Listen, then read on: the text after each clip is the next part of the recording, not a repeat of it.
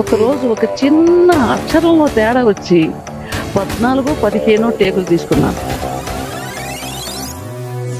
ఈ 75 సంవత్సరాల ఉత్సవాన్ని చూడటానికే నేను ఇంకా బ్రతికున్నాను అనుకుంటున్నాను.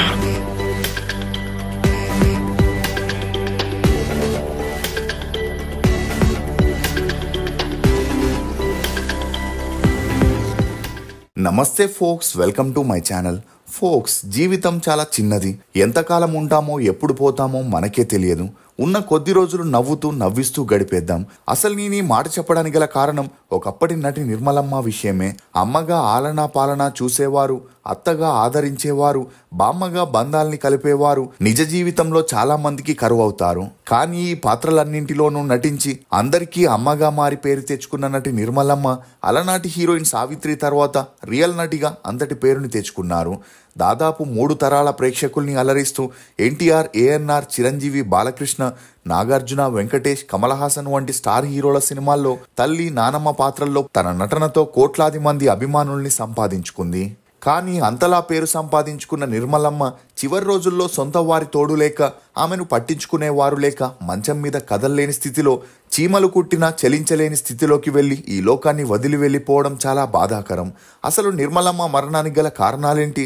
ఇండస్ట్రీలో ఉన్న క్యాస్టింగ్ కౌచ్ వల్లే ఆమె హీరోయిన్ అవ్వలేకపోయిందా? నిర్మలమ్మ పిల్లల్ని కనకపోవడం వెనుకున్న రహస్యం ఏంటి? నిర్మలమ్మ మనవడు సినిమాల్లో ఎందుకు ఎదగలేకపోయాడు? దత్తత కూతురు నిర్మలమ్మని చివరి రోజుల్లో ఎందుకు పట్టించుకోలేదు అని నమ్మలేని నిజాల్ని ఈ వీడియోలో చెప్పడానికి నేను ప్రయత్నిస్తాను. మీరు మాత్రం ఈ వీడియోని పూర్తిగా చూడండి. సొంత బిజినెస్ అనేది ప్రతి ఒక్కరి కల. ఆ కళని నెరవేర్చడానికి బేబర్ టీ వారు బేబర్ కేఫే ఫ్రాంచైజీని కేవలం 99,999 రూపాయలకే అందజేస్తున్నారు. దీనిలో ప్రత్యేకమేంటంటే తందూరి చాయ్. సౌత్ ఇండియాలోనే ఫస్ట్ తందూరి చాయ్ ఫ్రాంచైజీగా వచ్చిన ఈ బేబర్ కేఫ్ 99,999 రూపాయలకే container, kitchen setup, tandoori setup, tea powder మరియు మట్కా టీ కప్పులు లాంటివి ఎన్నో అందిస్తున్నారు. సింపుల్ గా చెప్పాలంటే రూపాయి తక్కువ ₹1,00,000 నేరుగా మీ కేఫ్ ఓపెనింగ్ కి వెళ్ళొచ్చు. ఇంకెందుకు ఆలస్యం? మరిన్ని డీటెయిల్స్ కోసం స్క్రీన్ మీద కనిపించే నెంబర్ ని కాంటాక్ట్ అవ్వండి. రాజామణి అలియాస్ నిర్మలమ్మ. ఈమె 1920 జూలై 18న ఆంధ్రప్రదేశ్లోని మచిలీపట్నంలో ఒక నిరుపేద కుటుంబంలో జన్మించింది. తండ్రి గంగయ్య, తల్లి కోటమ్మ. ఈమెకి 4 అన్నలు, 4 అక్కలు కాగా 9వ సంతానమే నిర్మలమ్మ. ఇక ఈమె తండ్రి వ్యవసాయం చేస్తూ కుటుంబాన్ని పోషిస్తే తల్లి హౌస్ వైఫ్గా ఉండేది. ఇదిలా ఉంటే నిర్మలమ్మ పెద్దనాన్న వీధి నాటకాల్లో నటించగా వాటిని చూసేందుకు నిర్మలమ్మ తరచూ వెళ్లడంతో ఈమెకి కూడా నాటకాల్లో నటించాలనే ఆశ కలిగింది. ఇదే విషయం ఇంట్లో చెప్పగా అందుకు ఈమె తల్లిదండ్రులు అమ్మాయిని చదివించడమే ఎక్కువ, అలాంటిది నాటకాల్లో నటిస్తే తమ పరువు ఏమవుతుందని వద్దనడంతో నిర్మలమ్మ చేసేదేమీ లేక తన చదువులపై దృష్టి సారించింది.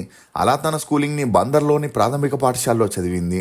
చదువులో చురుగ్గా ఉన్న నిర్మలమ్మ ఎలాగైనా నాటకాల్లో నటించాలని రామాయణం, మహాభారతం, భగవద్గీతని బైహార్ట్ చేసి తన పెద్దనాన్న ముందు యాక్ట్ చేసి చూపిస్తుండేది.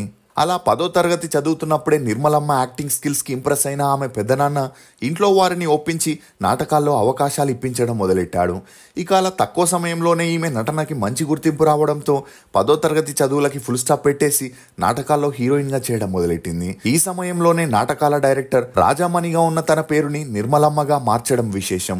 ఇదిలా ఉంటే ఆ నాటకాల్లో మేనేజర్గా పనిచేస్తున్న జీవి కృష్ణారావు గారిని నిర్మలమ్మ కలవడం, అలా వారిద్దరికీ మంచి పరిచయం పెరిగి ఆ పరిచయం కాస్త సన్నిహిత్యంగా మారి వీరిద్దరూ ప్రేమలో పడ్డారు.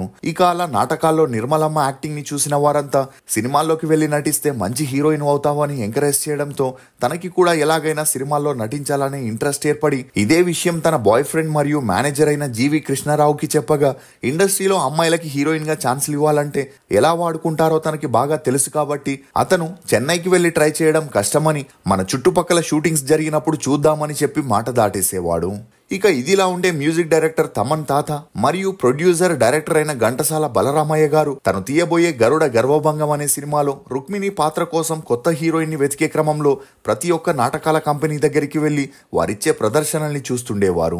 ఈ సమయంలోనే నిర్మలమ్మ ఒక నాటకాన్ని విజయవాడలో ప్రదర్శిస్తుండగా అక్కడికి ఘంటసాల బలరామయ్య గారు వచ్చి నిర్మలమ్మ యాక్టింగ్ ని చూసి ఫిదా అయి ఆమెకి తన సినిమాల్లో ఛాన్స్లు ఇవ్వాలనుకుంటున్నట్లు మేనేజర్ జీవి కృష్ణారావుకి చెప్పగా అందుకు అతను ఇండస్ట్రీలో ఉన్న కాస్టింగ్ కౌచ్ వల్ల ఒప్పుకోలేదు.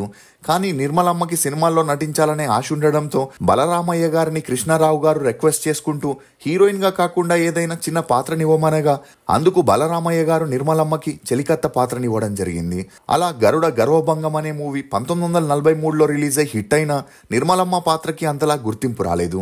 ఇక ఈ మూవీ చేసేటప్పుడే పాదుక పట్టాభిషేకం సినిమాలో నిర్మలమ్మకి చిన్న పాత్ర రాగా ఈ సినిమా విజయవాడలో రిలీజ్ అవ్వడంతో తన ఫ్యామిలీని ఫ్రెండ్స్ ని ఆ మూవీ చూసేందుకు తీసుకెళ్లగా ఈ మూవీలో ఆమె ఎక్కడా కనిపించకపోవడం, తన పాత్రని తీసేసి ఉండడం తెలిసి నిర్మలమ్మ మానసికంగా కృంగిపోయి దీన్ని అవమానంగా తీసుకొని ఎలాగైనా సినిమాల్లో హీరోయిన్ అవ్వాలని, సినిమాలో పూర్తిగా కనిపించాలని డిసైడ్ అయింది. అలా 2 సినిమాల్లో ఛాన్సులు రాగా వారు పెట్టిన టర్మ్స్ అండ్ కండిషన్స్ కి మేనేజర్ బాయ్ ఫ్రెండ్ అయిన జీవి కృష్ణారావు గారు ఒప్పుకోకపోవడంతో ఆ మూవీస్ నుండి నిర్మలమ్మని తీసేసి మరో అమ్మాయిల్ని హీరోయిన్ గా ఫిక్స్ చేయడంతో నిర్మలమ్మ బాధపడినా వేరే దారి లేక నాటకాలపై తన దృష్టిని సారించింది. దీంతో ఇలా ఉంటే అవ్వదని కృష్ణారావు గారు త్వరగా నిర్మలమ్మని పెళ్లి చేసుకోవాలని డిసైడ్ అయి ఇరు కుటుంబాలకు ఇదే విషయం చెప్పగా వారు ఎలాంటి అభ్యంతరం చెప్పకుండా ఒప్పుకోవడంతో 1946లో వీరిద్దరూ పెళ్లి చేసుకుని ఒకటయ్యారు. ఇక నిర్మలమ్మ పెళ్లికి ముందే తనని నాటకాల్లో నటించేందుకు అనుమతించాలనే కండిషన్తోనే ఆ పెళ్లికి ఒప్పుకోవడంతో పెళ్లి తర్వాత కూడా నాటకాల్లో నటిస్తూ బిజీ అయింది. అలా వీరికి పెళ్ళై చాలా సంవత్సరాలైనా పిల్లలు పుట్టకపోవడంతో చుట్టుపక్కల వారు బంధువులు సూటిపోటి మాటలతో హింసించడంతో నిర్మలమ్మ మరియు ఆమె భర్త ఎంతో మంది డాక్టర్లని కలిసిన ఎన్నో గుడుల చుట్టూ తిరిగిన ప్రయోజనం లేకపోవడంతో ఏం చేయాలో తెలియని పరిస్థితుల్లో పడ్డారు. ఈ క్రమంలోనే కాకినాడలో కరువు అనే ఒక నాటకంలో యాక్ట్ చేయగా నిర్మలమ్మ యాక్టింగ్ ని చూసి కరీనా కపూర్ ముత్తాత మరియు ప్రొడ్యూసర్ డైరెక్టర్ అయిన పృథ్వీరాజ్ కపూర్ నిర్మలమ్మతో మాట్లాడుతూ భవిష్యత్తులో నువ్వు మంచి నటివవుతావు, సినిమాల్లో ట్రై చేయమని చెప్పగా ఇదే నాటకాన్ని చూసేందుకు వచ్చిన డైరెక్టర్ ఆదుర్తి సుబ్బారావు గారు అక్కినేని నాగేశ్వరరావు గారిని హీరోగా పెట్టి ఆడపెత్తనం అనే సినిమాని ప్లాన్ చేసి అందులో హీరోయిన్ కోసం నిర్మలమ్మకి ఆఫర్ చేశాడు. కానీ నిర్మలమ్మ భర్త కృష్ణారావు గారు అందుకు ఒప్పుకోకపోవడంతో ఆ ప్లేస్ లో అంజలిదేవి గారిని పెట్టి షూటింగ్ కంప్లీట్ చేసి 1958లో రిలీజ్ చేయగా ఆ మూవీ సూపర్ డూపర్ హిట్ అవడంతో పాటు అంజలిదేవి గారికి జనాల్లో మంచి గుర్తింపు వచ్చింది.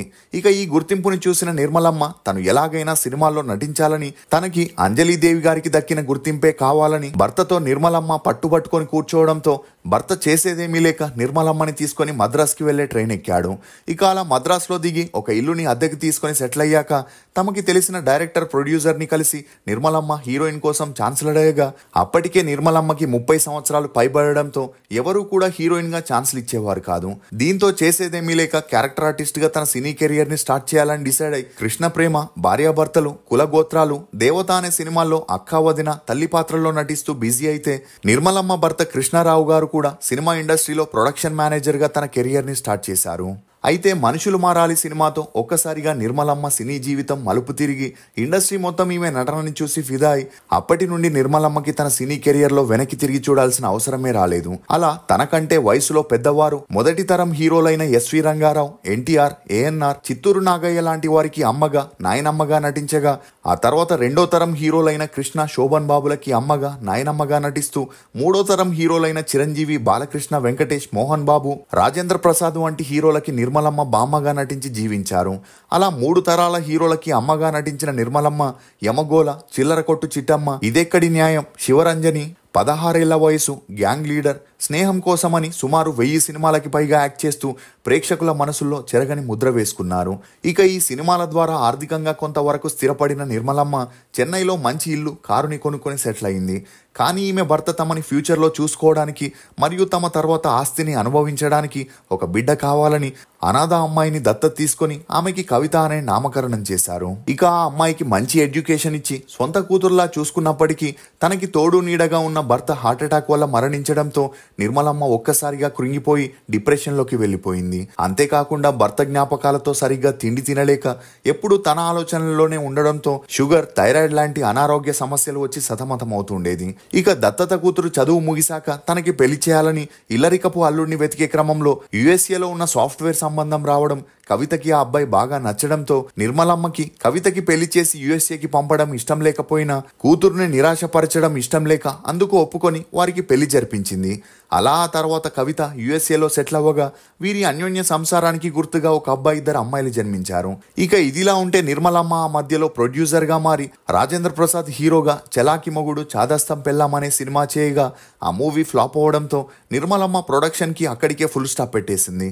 ఇక అలా తన సినీ వారసుడిగా తన మనవడైన విజయ్ని తీసుకురావాలని జంధ్యాల గారి డైరెక్షన్లో పడమటి సంధ్యారాగం మూవీలో తిండిపోతు గణపతి అనే కామెడీ క్యారెక్టర్ ద్వారా అరంగేట్రం చేపించిన విజయ్ చిన్నప్పటి నుండి యుఎస్ఏలోనే పెరగడంతో తెలుగు రాక యాక్టింగ్ కూడా అంతంత మాత్రమే ఉండడంతో ఆ తర్వాత అతను సినిమాలపై దృష్టి సారించకుండా యుఎస్ఏలో జాబ్లో జాయిన్ అయ్యాడు.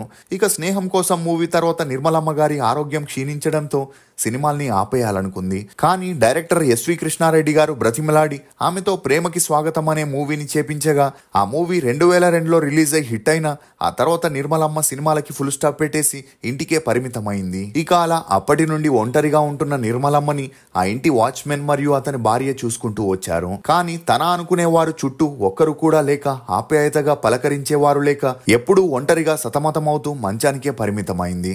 ఇక అలా ఒక స్టేజిలో ఈమె మంచం చుట్టూ చీమలు మూసిరి కుట్టిన కదల్లేని స్థితికి చేరుకోవడంతో ఈ ఇండస్ట్రీ వారు కూడా నిర్మలమ్మని పట్టించుకోలేదు. అలా తన చివరి రోజుల్లో ఒంటరిగా కుమిలిపోయి తోడుగా ఎవరూ లేక 2009 ఫిబ్రవరి 19న ఎన్నో కోట్ల మందిని తన నటనతో అలరించిన నిర్మలమ్మ అనాథలా మరణించింది. మీకు నిర్మలమ్మ నటించిన సినిమాల్లో ఫేవరెట్ ఏదనేది కమెంట్ సెక్షన్ లో తప్పకుండా తెలియజేయండి. ఫోక్స్, ఒక కుటుంబంలో అందరూ ఒకేలా ఉండాలని లేదు, అందులో ఎవరో ఒకరు మనల్ని బాగా బాధ పెడుతూనే ఉంటారు. ఇది ఫోక్స్ నటి నిర్మలమ్మ గురించి కొన్ని నమ్మలేని నిజాలు. ఈ వీడియో మీద మీ అభిప్రాయం కమెంట్ సెక్షన్ లో తప్పకుండా తెలియజేయండి. మేము చేసిన ఈ వీడియో మీకు నచ్చినట్లయితే ఒక లైక్ ద్వారా మీ సపోర్ట్ ని మాకు తెలియజేయండి. For more interesting videos please subscribe to CR voice. Thank you.